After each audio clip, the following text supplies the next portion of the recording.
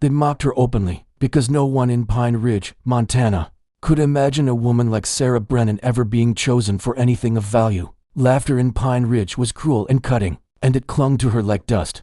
It followed her along the dry trail every morning, traced the slope of her tired shoulders, and echoed in the silence she carried with her. She walked with her gaze fixed on the ground, as though hoping the earth might swallow her whole. That summer, the sun showed no mercy, baking the land into fractured slabs of dust and stone. Each day, Sarah made the long walk from the creek, gripping two heavy wooden buckets, one in each hand. Their weight dragged at her arms until her fingers throbbed and her back screamed in protest. At 27, her face already bore the marks of endless labor and constant worry. Inside her family's rough cabin, she was not treated as a daughter, but as unpaid help. She rose before the sun, worked until darkness fell, and still endured words that told her she was worthless. Neighbors whispered that she was an old maid, a woman whose time had passed, a burden no one would ever want. Her mother never bothered to hide her disappointment. Every small mistake became proof of Sarah's failure.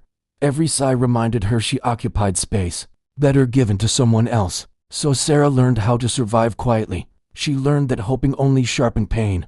That morning, the buckets felt heavier than ever. She stopped beneath a thin pine tree, resting her arms and struggling for breath. That was when the sound of hoofbeats reached her ears. Startled, she looked up to see a man riding toward her on a sturdy bay horse. He appeared to be around 30, with sun-darkened skin and a thick beard. His clothing was simple buckskin trousers, a cotton shirt, and a wide felt hat pulled low. He slowed his horse and dismounted without haste. His voice, when he spoke, was calm and steady as he asked if he might help her. Out of habit, Sarah shook her head, but he was already lifting the buckets. He carried them with ease, as if they weighed nothing at all. Embarrassment flushed her chest, followed by confusion.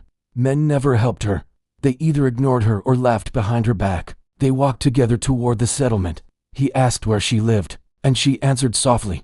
He introduced himself as Daniel Blackwood, explaining that he worked as foreman at the Thornton Ranch. Sarah recognized the name immediately. Marcus Thornton owned more land than anyone for miles and ruled it with strict authority. Working for him promised steady pay, but demanded relentless effort. Daniel carried the buckets all the way to her family's cabin. When he set them down, he smiled simply and thanked her for the walk. When he spoke her name, it felt different, like it held meaning. That afternoon, Sarah struggled to focus on her chores. His kindness lingered like warmth on cold skin. When she mentioned the encounter to her mother, the response was swift and harsh. A man who helped a woman always wanted something. Her mother warned. Sarah was told to keep her distance and remember her place.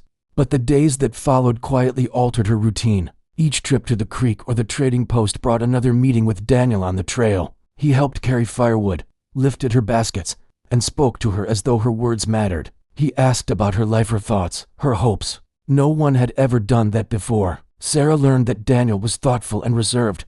He spoke of books and faraway places. He never mocked her for her poor reading skills. He listened, truly listened. The attention felt risky, like stepping onto thin ice, yet it also felt like breathing freely after years of suffocation. The settlement noticed. Whispers spread across porches and through the general store. Women shook their heads with false concern while savoring the gossip. Why would a man like that bother with Sarah Brennan? Some asked. Others said it must be pity or desperation. Those whispers reached Sarah's home one afternoon when neighbors arrived wearing polite smiles and sharp curiosity. Sarah entered with a basket of wet laundry and heard her name spoken with judgment. Her mother's fury filled the room. Accusations flew fast and loud. Sarah tried to explain, but fear shrank her voice. Then came the slap, sharp and echoing, burning her cheek. The shame hurt more than the pain. At that moment, a quiet clearing of a throat broke the tension. Daniel stood in the doorway, his head held in his hands. He had heard enough. His eyes moved from Sarah's face to the mark on her skin. Something hardened in his gaze, though his voice remained steady. He apologized for the intrusion and said he wished to speak with her parents about something important. Silence fell over the room. Even the neighbors seemed to stop breathing. Daniel straightened and spoke clearly. He said he had come to ask for Sarah's hand in marriage. The words felt unreal. Sarah's world tilted. No one spoke. Her mother stared as though turned to stone. The neighbors froze in shock. Daniel explained that he had steady work and savings. He promised food, shelter, and respect. He said Sarah deserved dignity, and when he said it, he looked directly at her. Her father arrived then, tired and cautious. He asked practical questions. Could Daniel provide? Would things be done properly? Daniel answered without hesitation. He revealed that Marcus Thornton already knew and had offered them a small cabin on the ranch. That changed everything. Her father agreed quickly. Her mother protested weakly. Finally, they asked Sarah what she wanted. For the first time in her life, the choice belonged to her. Sarah looked at Daniel. She didn't fully know him, but she knew how he treated her. She knew how he made her feel seen. She said yes, as whispers began again.